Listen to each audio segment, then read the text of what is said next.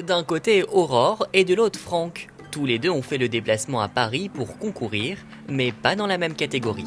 Fromagère installée depuis 4 ans, Aurore dirige la chèvrerie de Niederwiller près de Sarrebourg. Dans son exploitation, on y compte pas moins de 130 chèvres laitières, alors forcément, elle n'est pas dépaysée. Je peux voir les mêmes races que j'ai à la maison, par exemple de chèvres. Après, on voit les petits animaux des autres aussi. Voilà, ça fait très plaisir d'être à Paris aujourd'hui. Elle n'est pas venue les mains vides.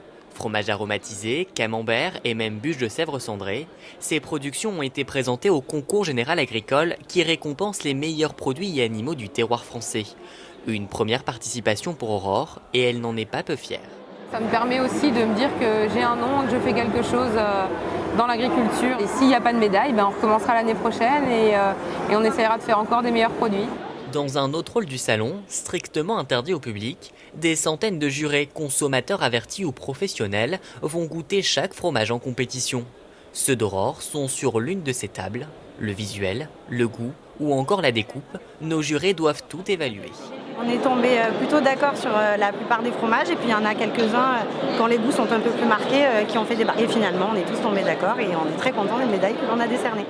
Au total, 390 médailles vont être décernées dans la catégorie produits laitiers. Pour notre Mosellane, ça ne sera pas pour cette année, mais peut-être pour 2023. Dans un autre rôle, Franck Van Aren prépare pour le concours son jeune bélier de race Suffolk. On essaye de le faire propre, je regarde s'il n'a pas de taches, si déjà il ne s'est pas sali, donc c'est déjà bien. Pour cet éleveur passionné de génétique qui compte sur son exploitation 1000 brebis et 40 béliers, le détail peut faire la différence, alors il met toutes ses chances de côté. Quand on fait un peu le toilettage, ça peut aider à augmenter le visuel. On voit toujours ces moutons avec les yeux de l'amour. Une fois qu'ils sont sur le ring, souvent on déchante. Donc on verra bien après ce qui se passe. Lui qui avait remporté le premier prix avec 2 femelles Suffolk il y a 2 ans, débute ce nouveau concours avec la même excitation. Il y a toujours un petit quelque chose, c'est un petit peu d'adrénaline. Pendant de longues minutes, les commissaires vont passer au crible les Suffolk.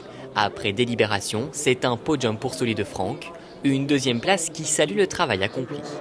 Dès l'instant où j'ai pris la décision de passer ce mouton au concours, c'est tous les jours qu'il faut s'en occuper. Alors ça prend pas beaucoup de temps tous les jours, mais c'est plusieurs mois de travail.